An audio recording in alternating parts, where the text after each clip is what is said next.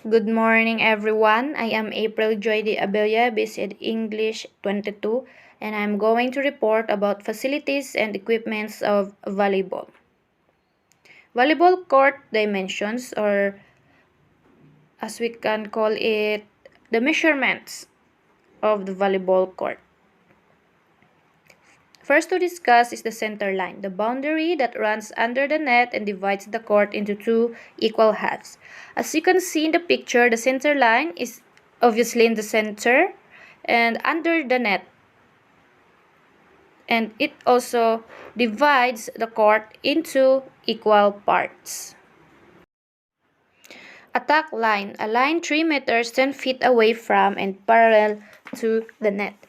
As you can see in the picture, the attack line located is in the center of 2, 3, 4, and 165 players. So kung na-observe nyo or nakapanood kayo ng UAAP volleyball, makikita nyo yung spiker na umaatras palabas sa attack line.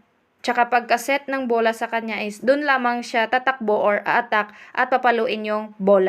Next is the service line, the short line behind baseline that the server stands behind before each serve.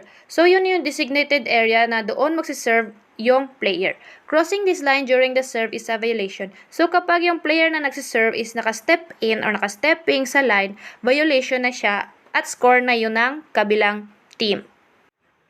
Next is the net. So we are familiar sa net, no? Official outdoor nets measure 32 feet long by 39 inches tall. If you don't have the space for an official size net, we can make a volleyball net any size you wish. The proper height net for men's net is 7 by 11 or 5'8" or 8 feet tall. And for women's, it's 7'4" or 1'8" or 7 feet 4 inches tall. So, merong pagkakaiba yung height ng sa girls at sa boys. So, example of net, obviously. Next is the poles. Volleyball nets also have two small poles that stick above the net. So as you can see the picture, yung the stick na naka-extension doon sa poles. These poles are placed directly above the sidelines to indicate a vertical boundary. A player must pass a ball over the net inside of the two poles as well. Measured 36 feet apart and 3 feet further out from the sidelines. Next is the ceiling height. The minimum height clearance for indoor volleyball courts is 7 meters or 23 feet, although a clearance of 8 meters or 26 feet is recommended. So the ceiling height required talaga siya kasi minsan ay maiiwasan na yung bola is mataas talaga yung pagka-hit or accidentally na na-hit and yung bola is pumunta sa taas. So kailangan talaga ng mataas na ceiling height. Required yan for indoor volleyball. Next is the volleyball. Volleyballs have a diameter of 8.15 to 8.39 or 20.7 to 21.3 cm and circumference of 22.59 to 26.34 or 65 to 67 cm.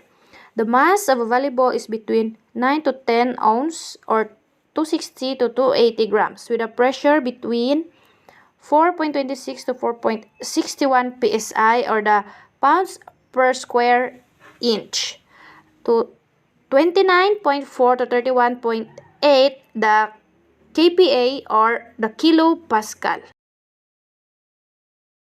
Next is the scoring system of volleyball. A point is scored when a team wins a rally. Rally means kapag nag-serve yung isang team papunta sa kabilang team at binalik ng opponent team yung bola sa nag-serve, yun na yung rally. Kapag nag-fault na yung isang team, magkaka-point na yung isang team. If your team sends the ball over the net and the defending team failed to return the ball, you score a point. So yun yung point ko kanina. You can also win a point if the other team hit the ball out of the designated area. Volleyball scoring is essential to the game. It determines which teams wins and losses. A side out is used as reference to an absolute rule. This is when only the serving team can score. Although now the meaning of side out has changed. A side out now referred to when the receiving team gets to serve even they get a point or not. The scoring system was changed to the rally system.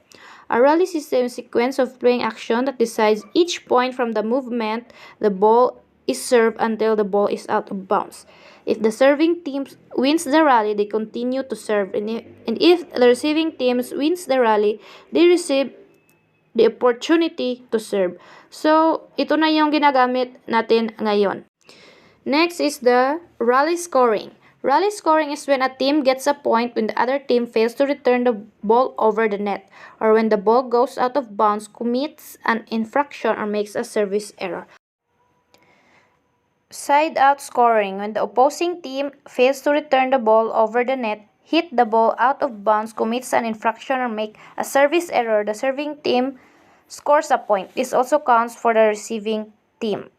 So obviously, kapag naka-service ace yung nag-serve na team, makukuha nila yung points kapag hindi nabalik ng kabilang team yung bola. Rally game parameters. So rally game parameters, merong 25 points each set, 5 sets sa isang laro. Kailangan mong makakuha ng 3 sets na panalo, tsaka yung sa last set is 15 points lang. Official hand signals in volleyball. Authorization to server.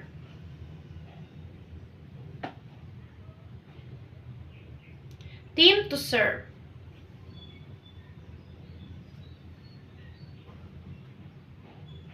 Change of courts. Time out.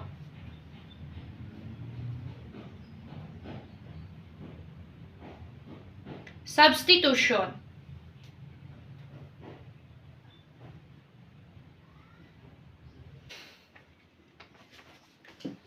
Misconduct warning. Misconduct penalty. Expulsion.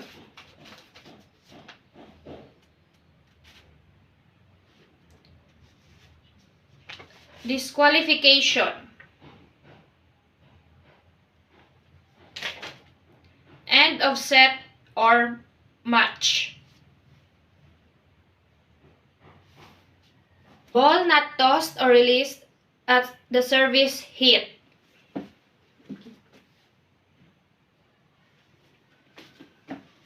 Delay in service. Blocking fault or screening. Position or rotation fault. Ball in.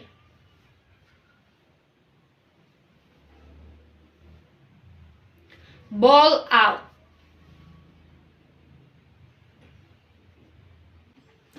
Double contact.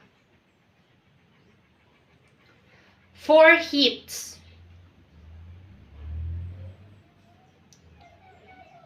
Attack hit faults.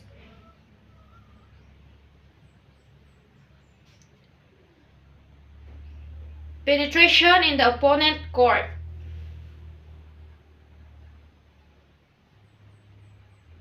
Double fault and replay. Ball touched.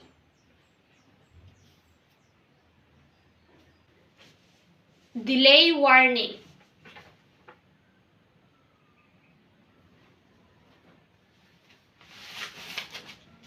Delay penalty. Ball in. Ball out. Ball touch. Crossing space faults. Blocking technique execution.